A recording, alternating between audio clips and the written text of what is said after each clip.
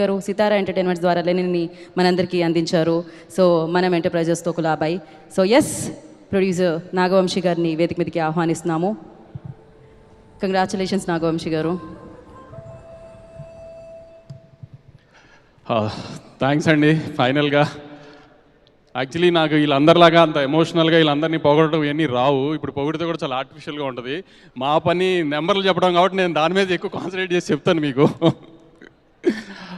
శివాజీ గారు చెప్పినట్టు నిన్న మార్నింగ్ 4 o'clock నుంచి మొదలైందండి ఈ యుద్ధం. ఇప్పుడు ఆయన చెప్పినట్టు ఇందాక నందు చెప్పినట్టు డైరెక్ట్ నాని, విఎంఆర్, వెంకట్, మురళి అని నాకు బ్యాచ్ ఉన్నారు. పొద్దున్న 4 నుంచి మొదలైంది ఈ యుద్ధం. ప్రొద్దుటూరులో 2 షోస్ వేసాము 5 o'clockకి, గుంటూరులో ఒక షో వేసాము, అనంతపూర్లో ఒకటి వేసాము, కడపలో ఒకటి వేసాము, వైజాగ్లో 7:30కో 6:30కో స్టార్ట్ చేసాం. అక్కడి నుంచి అరగంటకి ఇదిగో ఈ సీన్ ఇలా, ఆ సీన్ ఇలా, ఈ కలెక్షన్ ఇలా, ఆ కలెక్షన్ ఇలా అని అక్కడి నుంచి మొదలవుతూ ఇప్పుడు కొత్తగా యూట్యూబ్లో సోషల్ మీడియాలో ఒక ట్రెండ్ ఏంటంటే బుక్ మై షోలో పర్ అవర్ ఎన్ని టికెట్లు దిగితే సినిమా అంత బాగుందన్నమాట అని ఒక ఎసంప్షన్కి రావడం, ఒక సినారియో క్రియేట్ చేశారు జనంలోకి. సో ముందు రోజు సాయంత్రం మేము అనుకున్నంత స్పీడ్గా లేదు booking. Actually 9th evening. So 3K 4K per hour ఉండింది. సో ఆ స్ట్రెస్ ఉంటా ఉండింది బాగా, ఏంటి అని kind of. So morning US నుంచి యూఎస్ ఆడియన్స్ కానీ రాయలసీమ ఆడియన్స్ కానీ చాలా బాగా రిపోర్ట్ ఇచ్చారు. యాక్చువల్లీ యూఎస్లో ఇంత మాస్ సినిమా ఫస్ట్ పడుతుంది, ఎలా రియాక్ట్ అవుతారో ఏంటో అనుకున్నాను. కానీ యాక్చువల్లీ నేను ఎక్స్పెక్ట్ చేసిన దానికంటే ఇంకా బెటర్గా రియాక్ట్ అయ్యారు యూఎస్ ఆడియన్స్. దానికి యాక్చువల్లీ వి వెరీ గ్రేట్ఫుల్. ఎందుకంటే అక్కడి నుంచి ఫస్ట్ స్టార్ట్ అయింది సినారియో. దాని తర్వాత రాయలసీమలో అయ్యేటప్పటికి మాత్రం హిట్ స్టేటస్ మాకు అర్థమైపోయింది ఫస్ట్. అక్కడి నుంచి గంటకి బుక్ మై షో చెక్ చేయడం, ఎంత రీచ్ ఎంత పెరుగుతుందని చెక్ చేసుకుంటాం. ముందున్న హిట్ సినిమాలు 1 గంటకి ఎంత ఉన్నాయి, సాయంత్రం 6ంటికి ఎంత ఉన్నాయి. ఆ యుద్ధం జరుగుతూనే ఉన్నింది. నిన్న సాయంత్రం ఫస్ట్ షోకి తిరుపతిలో మొత్తం తిరుపతి టౌన్లో 9 థియేటర్లు ఉంటాయి. అలాంటిది 6 థియేటర్లు వేస్తే ఫుల్ అయింది సాయంత్రం ఫస్ట్ షోకి. సెకండ్ షోకి 9 థియేటర్లు వేద్దామంటే కుదరలేదు, 2 సినిమాలు ఆల్రెడీ ఆడుతూ ఉండడం వల్ల. సో 7 థియేటర్లు వేయగలిగాం. సో సినిమా బ్లాక్ బస్టర్ అని ఊరినే పోస్టర్ మీద వేస్తే చాలాసార్లు ఎటకారం చేస్తారు, ఎలాంటి రిపోర్ట్ వచ్చినా బ్లాక్ బస్టర్ వేస్తారని. కానీ నిజంగా బ్లాక్ బస్టర్ అంటే ఏంటో ఈ రెవెన్యూ సైడ్లో మీకు చెప్తాను, థియేటర్ సైడ్ కానీ అని మాకు తెలుస్తుంది. కాబట్టి గత 3-4 monthsగా థియేటర్కి ఆడియన్స్ రావట్లేదు అని బాధపడే రోజుల నుంచి నిన్నటి నుంచి అందరి డిస్ట్రిబ్యూటర్స్ని స్క్రీన్స్ యాడ్ చేయమని గొడవ చేసే పొజిషన్కి వచ్చాను నేను ఇవాళ. అది సంక్రాంతి టైంలో జనరల్గా ఫైట్ చేస్తాము, స్క్రీన్లు యాడ్ చేయండి ఎందుకంటే ఎక్కువ సినిమాలు ఉంటాయని.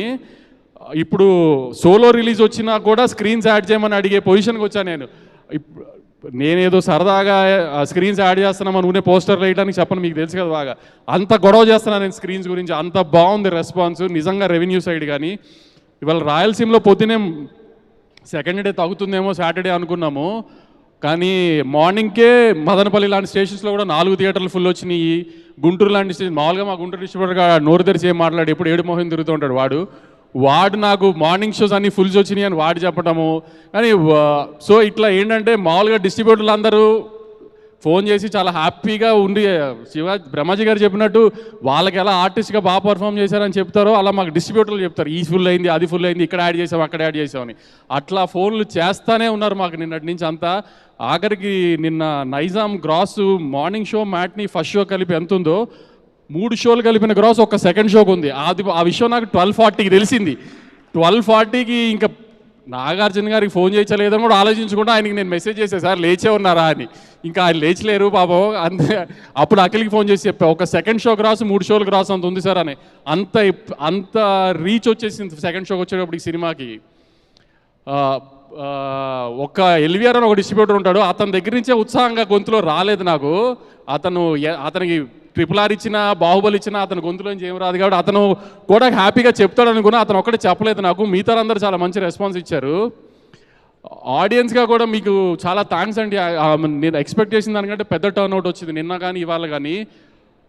ఇందాక శివాజీ గారు చెప్పారు అఖిల్ థ్యాంక్ యూ చెప్పిన విధానం బాగా నచ్చిందని. సార్ దాంట్లో అఖిల్ థ్యాంక్ యూ చెప్పడం కంటే అఖినేని నాగార్జున గారు కంట్లో నీళ్ళు పెట్టుకున్నారు, కొడుకుకి అంత పెద్ద హిట్ వచ్చిందని. ఇంతకంటే ఒక సినిమా పెద్ద హిట్ అయిందని వ్యాలిడేషన్ మీకు అక్కర్లేదండి.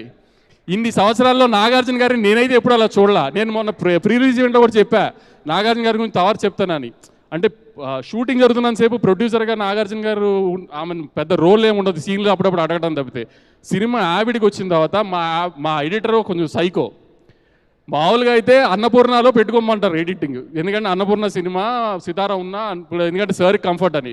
కానీ వీడికి ఏంటంటే వీడి కూర్చునే కుర్చీ, వీడికి టీ ఇచ్చే బాయ్, ఇవన్నీ వీడి కంఫర్ట్ జోన్స్ ఉండాలి. సో వాడు కొంచెం నేను సితారాలోనే ఎడిట్ చేస్తా అన్నాడు. ఆయన స్టేజ్కి ఆయన లేదు వంశీ ఆ అన్నపూర్ణలో పెట్టు అంటే అందరం నోరు మూసుకుని పెట్టాల్సిందే అక్కడ. కానీ రిలీజ్కి 15-20 డేస్ ముందు నుంచి ఆయన ప్రతిరోజు సితారా ఆవిడ్లోనే కూర్చునేవారు ఆయన. ఈయన ఒక డౌట్ అడగటం, వాడైనా చెప్పటం, వాడేదైనా డౌట్ అడిగితే ఈయన ఆలోచించుకురావడం, సరే ఒక గంట ఇంటికి వెళ్ళి వస్తానని చెప్పడం. అసలు మీరు నంబర్ ఆ 1 month 15-20 డేస్ నాకంటే ఎక్కువ వెళ్ళారు ఆయన సితారా ఆఫీస్కి.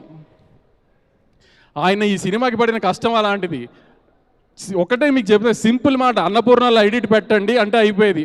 కానీ ఆయన అలా ఎవరిని డిస్టర్బ్ చేయాలనుకోలేదు, ఎవరి వర్క్ ఫ్లోలో వాళ్ళ స్టైల్లోనే పని చేయనిచ్చారు.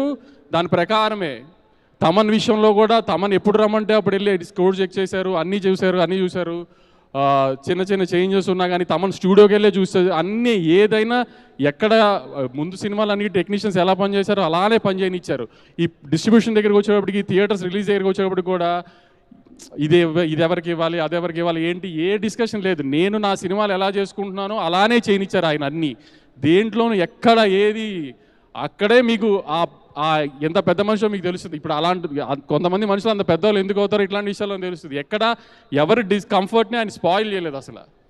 అంత బాగా ట్రేడ్ రిసీవ్ చేసుకుంటానికి వాళ్ళ సినిమాని ఇంతమంది వెనకాల కష్టపడ్డారు.